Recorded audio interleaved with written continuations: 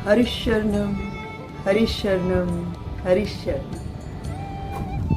देवऋषि नारद कृत भक्ति सूत्रों की चर्चा में हम आगे बढ़ते हैं। पूर्व में हम चर्चा कर रहे थे देवऋषि नारद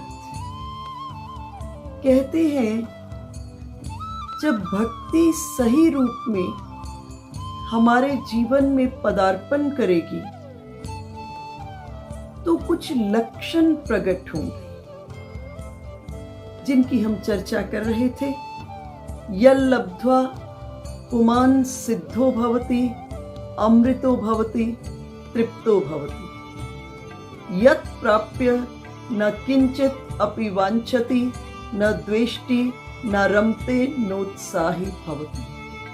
यज् ज्ञात्वा मत्तो भवति स्तब्धो भवति आत्मा रामो भवति। जब वो भक्ति जीवन में आएगी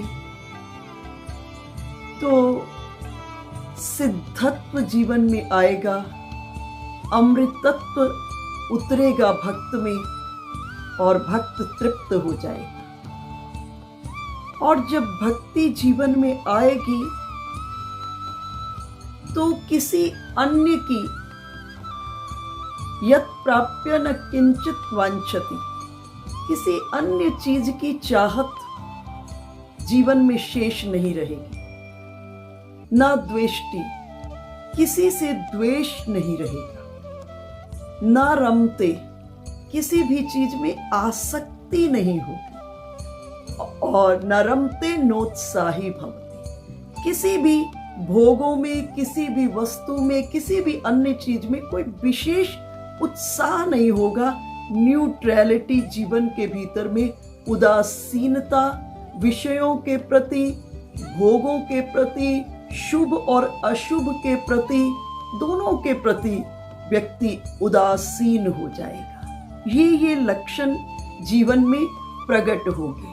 देखो, जिसमें भक्ति के लक्षण जो देवऋषि नारद वर्णन कर रहे हैं वो प्रकट हो तो वो कौन है? वो भक्त है। मेरे विचार से देवऋषि ने ये एक मीटर हमको दे दिया है, एनालिसिस का एक मीटर दे दिया है कि हम अंतरा अवलोकन करें और अंतरा अवलोकन के माध्यम से ये प्राप्त देखें कि हमारे जीवन के भीतर में कौन कौन से लक्षण प्रकट हुए हैं। तो अगले सूत्र में देवऋषि नारद चर्चा कर रहे हैं, सा न काम्य माना निरोध रूपत्वात्। सा न काम्य माना निरोध रूपत्वात्। सा अर्थात वह भक्ति कामना वाली नहीं है। अर्थात जब भक्ति जीवन में आएगी तो कामना खत्म हो जाएगी। श्रीमद् भागवत में भी शौनकादिक ऋषियों ने जब सूत जी से प्रश्न किया कि हमें बताएं कि जीव का परम कल्याण किसमें है, तो सूत जी महाराज एक ही श्लोक में जवाब दिए, सवै पुंसाम परो धर्मो यतो भक्ति रधोक्षजे अहेतुकी अप्रतिहता ययात्मा संप्रसीदति। कहे कि जीव का परम कल्याण है किसी तरह उसके जीवन में भक्ति आ जाए, किसी तरह उसके जीवन में भक्ति आ जाए। और उस भक्ति में दो गुण होने चाहिए। पहला अहेतु की, अर्थात उसमें कोई कारण नहीं होना चाहिए। कारण वाली भक्ति ज्यादा दिन तक टिक नहीं सकती है। कारण वाली भक्ति ज्यादा दिन तक टिक नहीं सकती है, क्योंकि देखो, कारण वाला तो प्रेम संसार में भी नहीं टिक पाता है। हम आपसे इसलिए प्रेम करते हैं कि आपके पास बहुत धन है, तो इस धन की गारंटी क्या? धन गया, प्रेम भी गया। हम आपसे प्रेम इसलिए करते हैं कि आप बहुत रूपवान हैं, इस रूप की क्या गारंटी? रूप गया, प्रेम भी खत्म हो गया। तो कारण वाला प्रेम तो संसार में भी नहीं टिक पाता है। इसलिए भक्ति के 2 लक्षणों की चर्चा करते हुए प्रथम लक्षण जो कहे वो कहे अहेतु की, अर्थात उसमें कोई हेतु नहीं होना चाहिए। सिर्फ एक चीज, प्रभु हम तुमसे प्रेम करते हैं।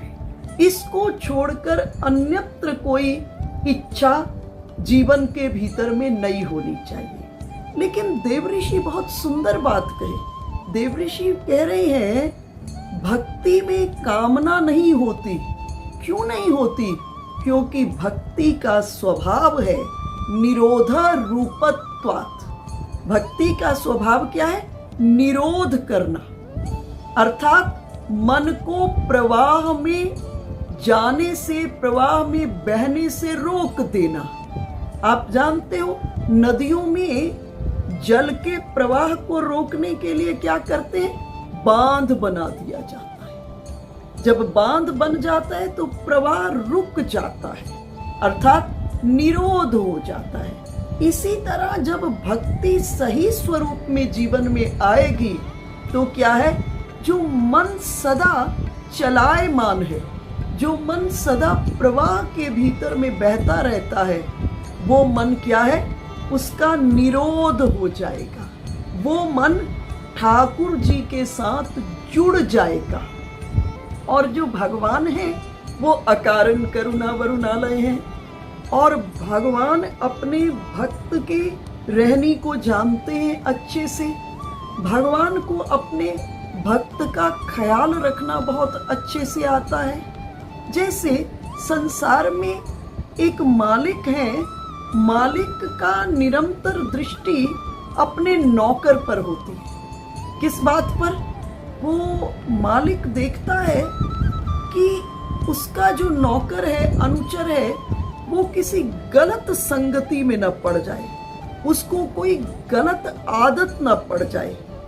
और भगवान भी देखते हैं कि जो उसका भक्त है वो कहीं प्रवाह के भीतर में बह न जाए। तो भगवान भी अपने भक्त के मन को बांध लेते हैं, भक्त के मन को बांध लेते हैं। भक्ति का अर्थ क्या है? सेतु। भक्ति एक सेतु है जो परमात्मा और जीव को जोड़ती है। और ठाकुर जी क्या करते हैं? अपनी नाना प्रकार की रूप माधुरी, लीला माधुरी, नाना प्रकार से भगवान भक्त के मन को प्रवाह में नहीं पड़ने देते हैं। और अर्थात भगवान भक्ति को कामिनी नहीं होने देते हैं। जब भक्ति सही स्वरूप में आएगी तो कामना सदा सदा के लिए खत्म हो जाएगी। तो भगवान क्या करते हैं? अपने भक्त को संसार में न बहने देते हैं। न बहने के लिए, उसे बहने न देने के लिए भगवान क्या करते हैं? कभी सखा बनकर, कभी प्रेमास्पद बनकर, कभी प्रियतम बनकर, कभी पुत्र बनकर, कभी पत्नी के रूप में प्रकट होकर, नाना रूपों में भगवान प्रकट होकर के अनुचित मार्ग पर अपने भक्त को चलने से रोक देते हैं। नाना रूपों में प्रकट होते हैं। आप जानते हो अजामिल जब पतित हो गए, कथा से आप परिचित है अजामिल ब्राह्मण की। अजामिल जब पतित हो गए और अजामिल को गांव वालों ने भी निकाल दिया, किसी दूसरी जगह जाकर के अजामिल रहने लगे अपनी दूसरी पत्नी के साथ। तो भगवान संत के रूप में अजामिल के घर में आए और आकर के अजामिल की पत्नी को क्या कहे? भोजन कराओ, संतों ने का भोजन कराओ। और पत्नी ने भोजन कराया। इतने में अजामिल आ गए। अजामिल ने देखा कि पत्नी साधु संतों को भोजन करा रही है, तो अजामिल ने कहा मैं कैसे चोरी डकैती करके नाना प्रकार से धन कमाता हूं और तुमने इन महात्माओं को खिला दिया। और महात्माओं ने कहा, अजामिल को अब अपनी पत्नी को डांटो मत, क्योंकि अब तो हम भोजन कर लिए। अब ऐसा करो, हमें दक्षिणा दो। अजामिल ने कहा, दक्षिणा की बात कर रहे हो? ये जो आपके पास झोली मोटरी है ना, मैं इसको भी छीन लूंगा। महात्माओं ने भगवान की करुणा महात्मा को निमित्त बनाई और भगवान अजामिल को खींच लिए। किससे खींच लिए? नारायण नाम से खींच लिए। महात्माओं ने कहा अजामिल को कि हम रुपये पैसे की दक्षिणा नहीं मांग रहे। सुनो अजामिल, रुपये पैसे की दक्षिणा नहीं मांग रहे, तुम्हारी ये पत्नी गर्भवती है। पूर्व के संस्कार तो थे ही अजामिल के भीतर में। महात्माओं का दर्शन किया और दर्शन होने से अंतरंग में विवेक जन्म लिया।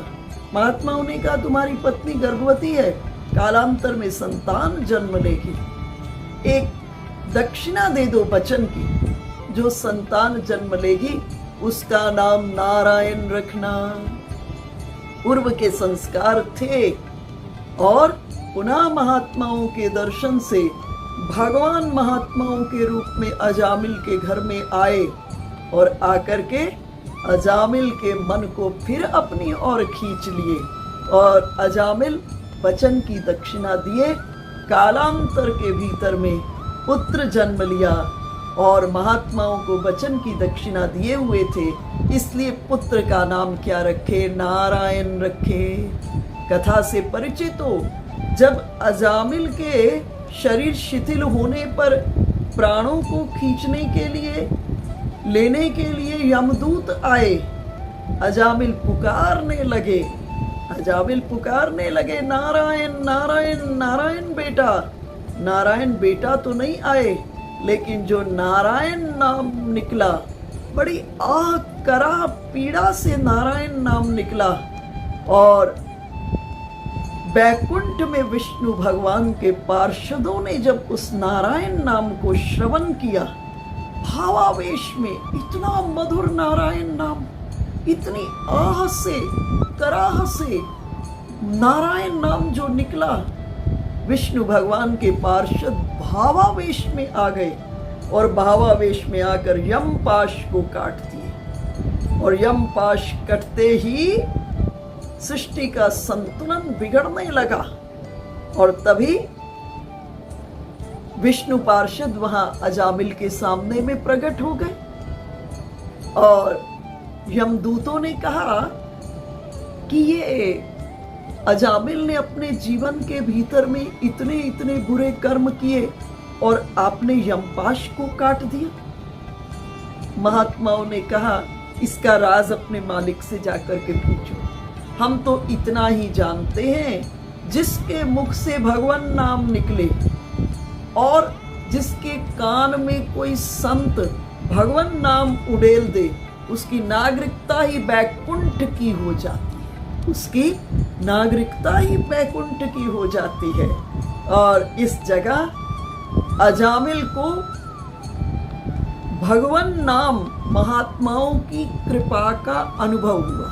देखो यहाँ चिंतन का विषय, पूर्व में अजामिल ने बहुत यज्ञ किए, बहुत तपस्वी था, माता पिता की आज्ञा का पालन करने वाला था, लेकिन कुछ ऐसा जीवन में हुआ, अपने पथ से च्युत हुआ, अपने पथ से च्युत हुआ और च्युत हुआ, पतित हुआ। लेकिन पतित होने के बाद भी भगवान महात्माओं के रूप में अजामिल के सामने में आए और अजामिल के जो मन है उसको किससे बांध दिए? नारायण नाम से बांध दिए। और इस समय अजामिल को महात्माओं की कृपा का अनुभव हुआ। तो मैं आपसे चर्चा कर रही थी कि भगवान को अपने भक्त से व्यवहार करना आता है। भगवान अपने भक्त के मन को प्रवाह में नहीं बहने देते। वो अनेक रूपों में, सखा के रूप में, पुत्र के रूप में, पत्नी के रूप में, प्रियतम के रूप में प्रकट होकर अनुचित मार्ग पर चलने से रोकते हैं। क्यों? क्योंकि भक्ति का स्वरूप क्या है? निरोध रूपत्वात्। भक्ति हमारे मन को प्रवाह में नहीं बहने देती। भक्ति का स्वरूप क्या है? भक्ति का स्वभाव क्या है? निरोध रूपत्वात्।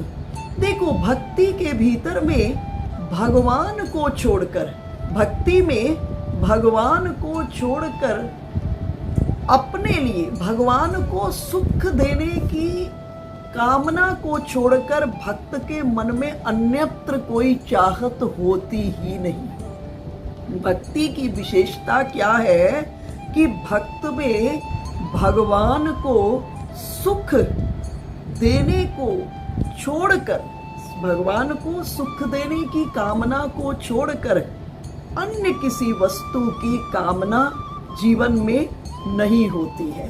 इसका सुंदर दृष्टांत आप सब श्रवण किए हुए हैं कि हर समय में उद्धव जी भगवान से पूछते थे, भगवान की पत्नियां पूछती थी, देवऋषि नारद पूछते थे, प्रभु द्वारिका में सर्व सुख है और फिर भी आप निरंतर गोपियों का चिंतन करते हो, राधा रानी का चिंतन करते हो। एक दिन रुक्मिणी जी ने अनुभव किया कि भगवान के मुख से सहसा अचानक ही श्री राधे निकल जाता है। तो रुक्मिणी जी को संकोच होता है कि क्या मेरी सेवा के भीतर में कोई त्रुटि है, जो भगवान द्वारिका में सर्व ऐश्वर्य में रहते हुए मैं उनकी सेवा कर रही हूँ और भगवान को निरंतर सहज में ही मुख से श्री राधे निकल जाता है, राधा रानी का स्मरण होता रहता है। और एक दिन रुक्मिणी जी ने अनुभव किया कि रात्रि के भीतर में शयन करते हुए भगवान के श्वासों से श्री राधे प्रतिध्वनित हो रहा है। रुक्मिणी जी विचार की कि जागृत अवस्था में तो चलो मुख से नाम निकल जाए, ये बात सहज है, लेकिन रात्रि में श्वासों से श्री राधे प्रतिध्वनित हो रहा है। तो सबके मन में एक प्रश्न, भगवान किसी को कोई जवाब नहीं दिए और टालते रहे बात। आज देवऋषि नारद पहुंचे द्वारिका में और भगवान के पास अंतःपुर में पहुंचे, देखे भगवान पेट के दर्द से कराह रहे थे।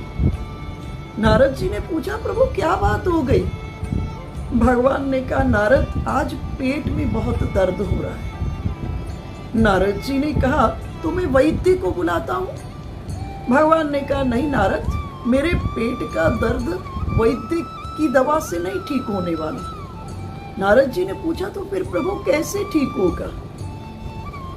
भगवान कहे, सुनो देवऋषि, मेरे पेट का दर्द तुम भी ठीक कर सकते। ऐसा करें, आप अपने चरण की धूली को जल में घोलकर मुझे पिला दो, मेरे पेट का दर्द ठीक हो जाएगा। नारद जी विचार किए, पूरी सृष्टि भगवान के चरणामृत का पान करती है और मैं भगवान को अपनी चरण धूली जल में घोलकर पिला दूंगा, मुझे तो नरक में जाना पड़ेगा।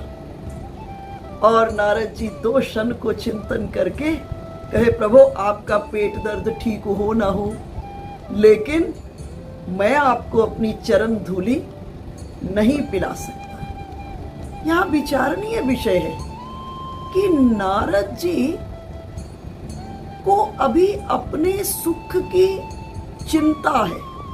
नारद जी स्व सुख का चिंतन कर रहे हैं और स्व सुख का चिंतन करते हुए विचार किए कि अगर प्रभु को मैं चरण धूली जल में घोलकर पिला दूंगा तो मुझे तो नरक में वास करना पड़ेगा। अर्थात स्व सुख का चिंतन कर रहे हैं। और जब भक्ति सही स्वरूप में जीवन में आएगी तो स्व सुख का चिंतन खत्म हो जाएगा।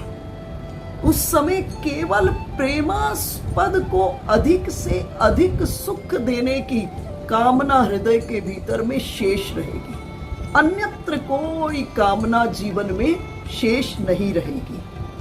तो इस जगह देवऋषि नारद को भगवान कहे, जाओ मेरी 16,108 पत्नियों को कहो और उनसे चरण धूलि लेकर आओ। नारद जी दौड़े दौड़े पहुंचे। रुक्मणी जी ने पूछा, क्या बात हो गई, ऐसे दौड़े आ रहे हो? नारद जी कहे, प्रभु के पेट में बहुत दर्द हो रहा है। रुक्मणी जी कही, तो वैद्य को बुलाओ। नारद जी ने कहा, प्रभु ने कहा है कि मेरे पेट का दर्द वैद्य की दवा से नहीं ठीक होगा। रुक्मणी जी ने पूछा, तो फिर कैसे ठीक होगा? देवऋषि कहे कि आप भी ठीक कर सकती हैं। रुक्मणी जी कही, जल्दी बताओ। नारद जी ने कहा, ऐसा है देवी, आप अपनी चरण की धूलि को जल में घोलकर प्रभु को पिला दोगी तो प्रभु के पेट दर्द ठीक हो जाएगा। रुक्मणी जी पूछी कि ब्रह्मा विष्णु महेश भी भगवान की चरण धूलि को पान करते हैं और मैं उनको अपनी चरण धूलि पिलाऊंगी, मुझे तो नरक का वास मिल जाएगा।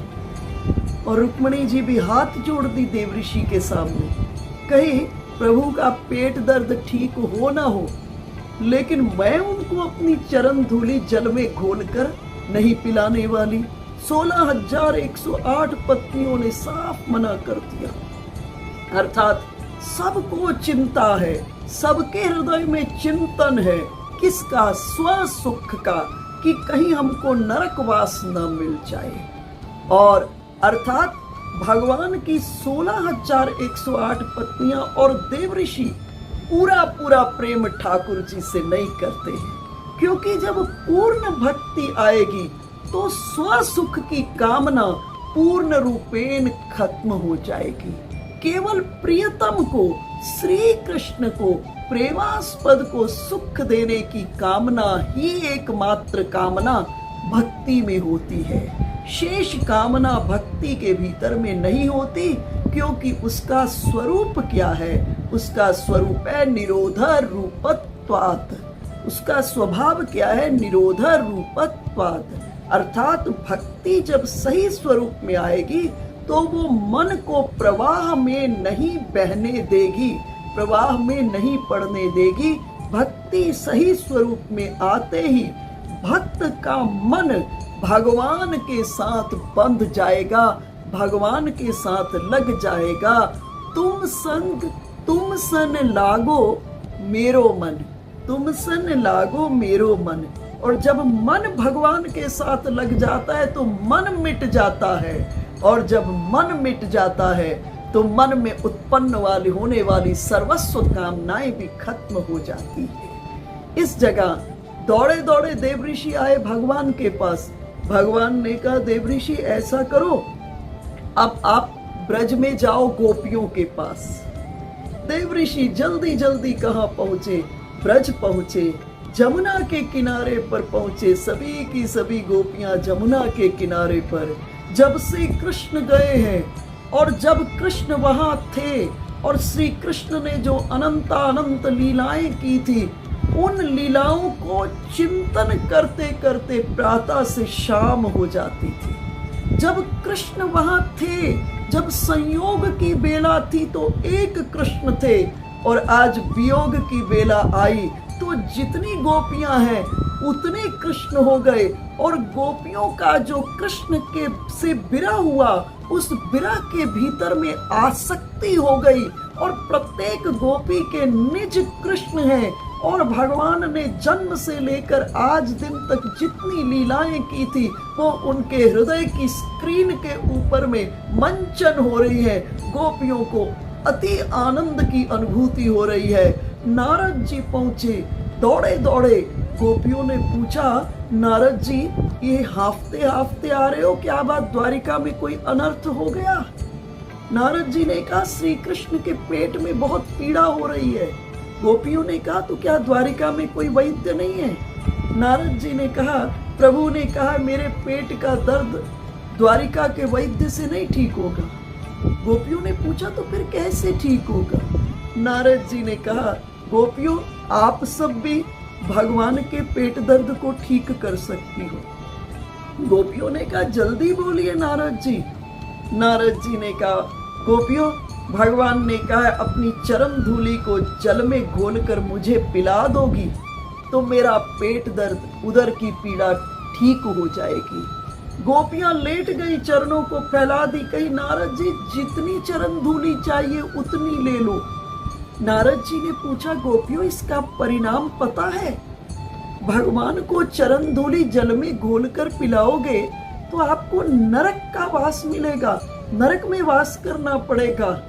गोपियों ने कहा, हमारे प्रियतम जीवन धन श्याम सुंदर के लिए एक जन्म नहीं नारद जी, हम जन्म जन्म तक नरक में रहने के लिए तैयार हैं। अगर इससे उनको आनंद की प्राप्ति होती है, इससे उनको रस की प्राप्ति होती है, एक जन्म नहीं, हम अनंत जन्मों तक नरक में रहने के लिए तैयार हैं। और देव ऋषि ने जब देखा कि गोपियों को अपने स्वसुख का चिंतन ही नहीं है, गोपियों की सर्वस्व चेष्टाएं, सर्वस्व आकांक्षाएं सिर्फ कृष्ण की प्रसन्नता में समाहित है, और इस जगह देव ऋषि नारद भाव विभ्वल हो गए।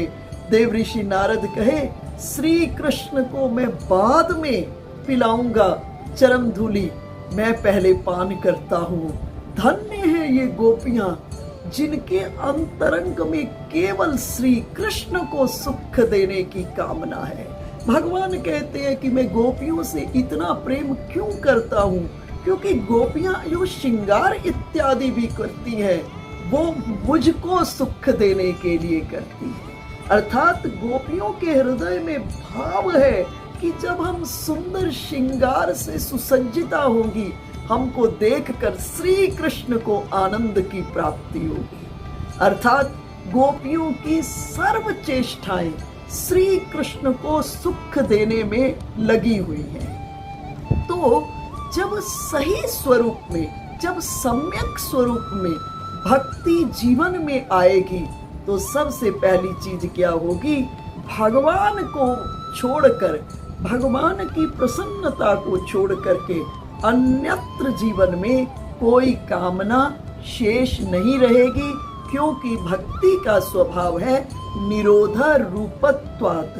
भक्ति अपने भक्त के, भगवान के भक्त के मन को भगवान से जोड़ देती है, संसार के प्रवाह में बहने नहीं देती। देखो भक्ति कौन है?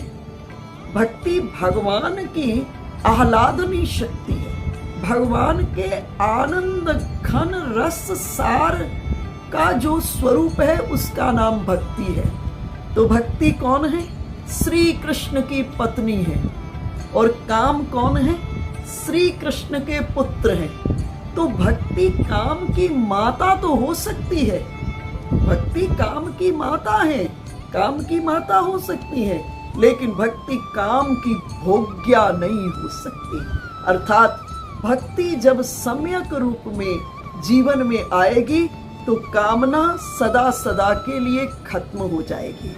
देखो काम जो है ना वो व्यक्तिगत सुख पर अटक जाता है, काम व्यक्तिगत सुख पर अटक जाता है।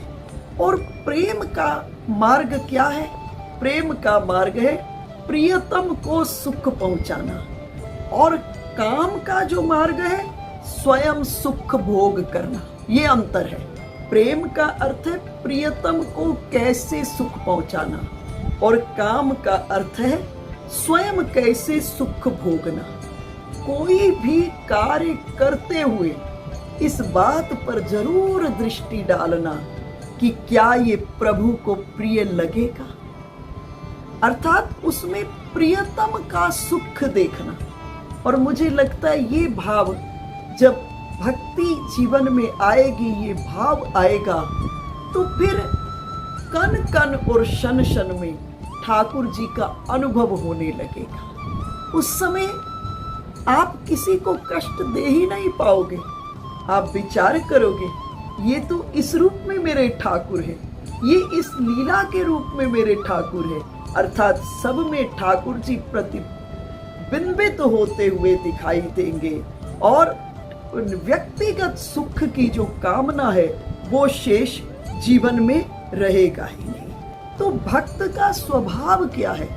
भक्त जो है वो भगवान को सुखी देखकर, भगवान को आनंद देके, भगवान चिदानंद आनंद स्वरूप है, भगवान को हम सुख दे नहीं सकते।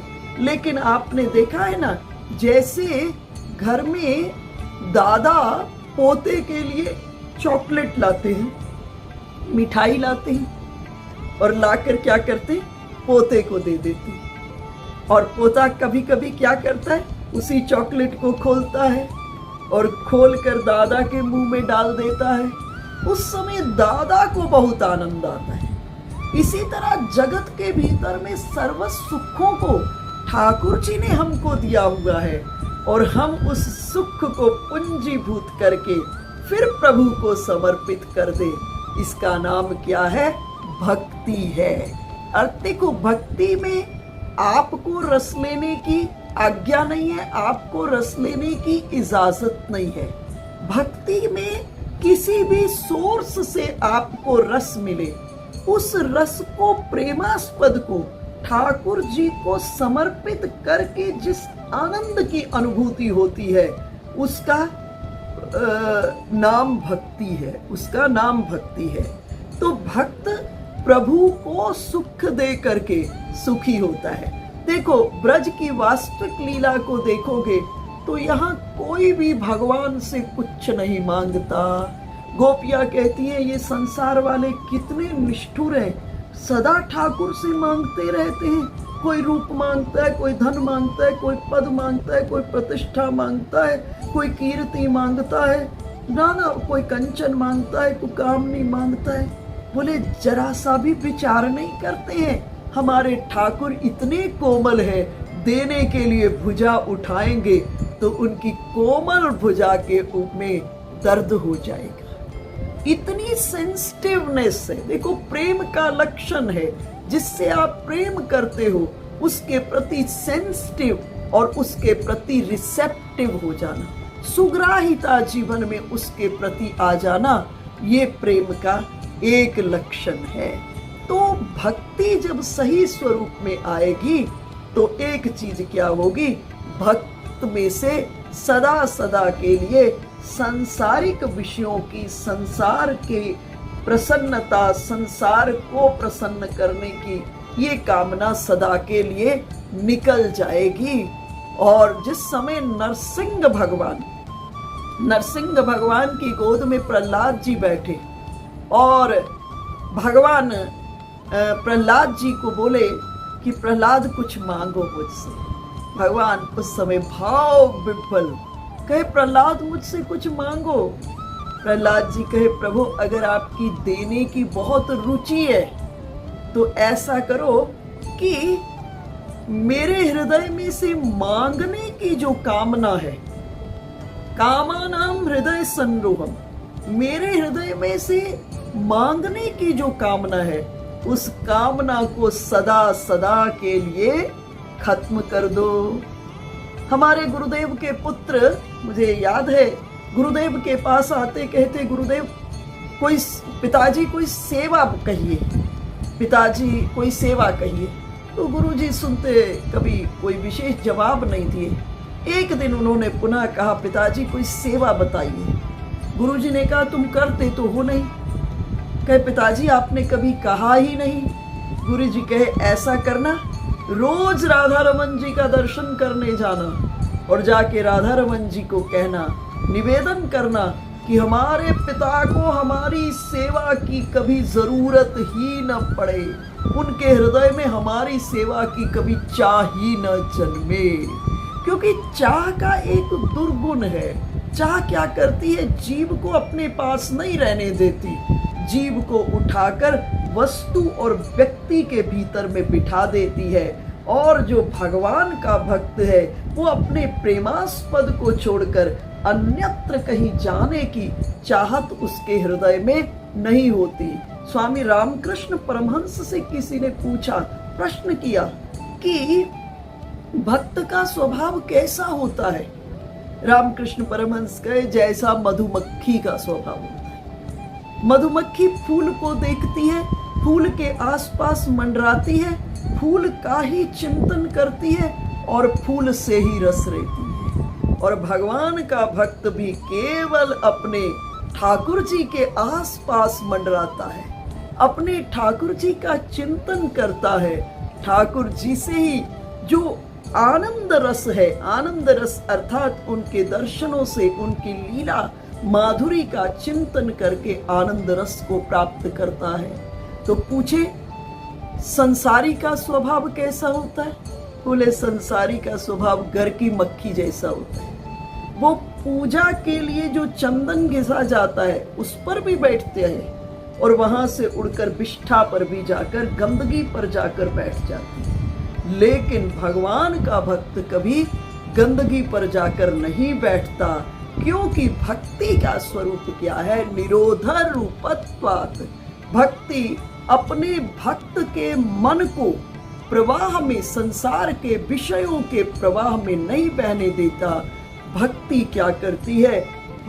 भक्त के मन को ठाकुर जी के मन में मिला देती है, ठाकुर जी के साथ जोड़ देती है। आप जानते हो भगवान जब रास लीला प्रारंभ करने लगे तो गोपियों पर दो महान कृपा किए। पहली कृपा किए भगवान काम को ब्रज के आकाश पर स्तब्ध कर दिए। रासलीला को प्रारंभ करने से पहले कामदेव को ब्रज के आकाश पर स्तब्ध कर दिए। और दूसरा क्या किए? गोपियों के मन को चुरा लिए, गोपियों के मन को हरण कर लिए। और उसके बाद फिर भगवान का उद्दाम लीला विलास रस रासलीला के माध्यम से हुआ। तो भगवान जब भक्ति जीवन में सम्यक रूप से आएगी, देखो भक्ति में दो चीजें हैं। एक है, दो बातें आवश्यक है भक्ति में, एक है राग और दूसरा है भोग। राग का अर्थ है भगवान से प्रेम तथा भगवान के नाम लीला गुण धाम रस का खूब नाम संकीर्तन करना, ये राग है। भक्ति में दो बातें आवश्यक, एक राग और दूसरा भोग। राग का अर्थ है भगवान से खूब डूबकर प्रेम तथा भगवान के नाम लीला गुण धाम, इसके नामों का खूब संकीर्तन करना। और दूसरी चीज क्या है? भोग। भोग का अर्थ है भगवान की पूजा अर्चा, उन्हें भोग लगाना, उनके लिए भोग का चिंतन कर, उनके भोग का चिंतन करना। भगवान कैसा भोजन, कैसा शयन, कैसा लीला विहार करते हैं, इसके निरंतर चिंतन में रहना। आपने नाम सुना होगा धर्म सम्राट करपात्री जी महाराज का। स्वयं अंजलि के भीतर में, कर के पात्रों के भीतर में भोजन करते थे, लेकिन अपने ठाकुर जी के लिए सुंदर सोने चांदी के बर्तन। स्वयं अपने लिए कोई व्यवस्था नहीं, लेकिन ठाकुर जी के लिए सुंदर सुंदर सुंदर कूलर इत्यादि, उस समय में वही व्यवस्था थी। उसकी पंखे, सुंदर पंखा स्वयं करते, सुंदर कूलर इत्यादि की व्यवस्था, सुंदर इत्र। अपना जीवन बिल्कुल विरक्त का जीवन, भिक्षाटन करके प्रसाद पाना, लेकिन ठाकुर जी के लिए सुंदर सुंदर भोग की व्यवस्था करना। तो ये भक्ति में दो बातें हैं, एक राग और दूसरा भोग। और ये राग और भोग में जब भक्त का मन ओतप्रोत हो जाता है तो भगवान के रोम रोम से अमृत निर्झरण होता है। और अमृत निर्झरण होने से क्या है, भक्त इस अमृत का पान करके क्या हो जाता है, इस अमृत का पान करके तृप्त हो जाता है, आनंदित हो जाता है। देखो बड़ी सुंदर बात है, अभी मैंने आपसे चर्चा की कि भक्ति का स्वभाव क्या है, स्वरूप क्या है, निरोधा रूपत्व। और संसार का स्वभाव क्या है? देखो संसार को देखोगे तो आसक्ति हो जाएगी, सीधा सीधा प्रिंसिपल है, आप बाजार निकलो ना, आपको बिल्कुल जरूरत नहीं है, लेकिन आप बाजार की ओर देखो, वो देखोगे अरे इसकी भी जरूरत हो सकती है। टेलीविजन चैनल्स को देखिए, कितनी एडवर्टाइजमेंट्स के माध्यम से आपके भीतर में कामना जगाते हैं। कोई विशेष यूटिलिटी नहीं होती उन चीजों की जीवन में, लेकिन टेलीविजन चैनल्स में अनेकों प्रकार की एड्स आती हैं, वो आपके भीतर के जो कामना को जागृत करते हैं, कामना को जागृत करते हैं। तो संसार को देखोगे तो संसार में आसक्ति हो जाएगी, और मैं को देखोगे तो अहंकार हो जाएगा, और हमारे ठाकुर जी को देखोगे तो संसार और मैं दोनों भगवद रूप हो जाएंगे। आपने उस दोहे को सुना, लाली देखन मैं गई, मैं भी हो गई लाल, लाली मेरे लाल की, चित देखूं तित लाल। तो संसार और मैं दोनों क्या हो जाएंगे? भगवद रूप हो जाएंगे। तो जब भगवान की भक्ति सही स्वरूप से, सम्यक रूप से जीवन के भीतर में आएगी, तो क्या है, भक्ति जब शेष जीवन में आएगी तो भगवान को छोड़कर अन्यत्र किसी चीज की कामना, कोई मांग जीवन के भीतर में शेष नहीं रहेगी, क्योंकि भक्ति का स्वरूप क्या है? निरोध रूपत्वात्, अर्थात भक्ति भक्त के मन को प्रवाह में नहीं बहने देती। भक्ति भक्त के मन को ठाकुर जी के साथ जोड़ देती है, और जुड़ा जैसे पका हुआ फल होता है, या शब्द हुआ है, शब्द प्रयोग की निरोध रूपत्वात्। पका हुआ फल होता है ना, उसे तोड़ना नहीं पड़ता, पका हुआ फल स्वयं गिरता है, लेकिन कच्चा फल जो होता है ना, उसको क्या करना है पड़ता है? तोड़ना पड़ता है। तो यहाँ निरोध का अर्थ है छूट जाना। निरोध का अर्थ है छूट जाना, छोड़ना नहीं। सनातन धर्म ने छोड़ने के लिए नहीं कहा, सनातन धर्म ने कहा छूट जाना। देखो, जमीन पर जब हम चलते हैं, अगला पांव जमता है तो पिछला अपने आप छूट जाता है।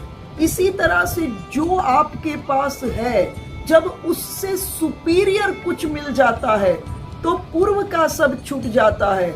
इसी तरह भक्ति के भीतर में जब प्रेमास्पद के चरणों में रति हो जाती है, तो संसार की आसक्ति और संसार की कामना क्षण के भीतर में छूट जाती है, और जीव आनंदमय हो जाता है, रसमय हो जाता है, और प्रेममय हो जाता है, और जीवन क्या हो जाता है? धन्य धन्य हो जाता है। और इस प्रकार से जब जीवन में भक्ति आती है तो किसका जन्म होता है?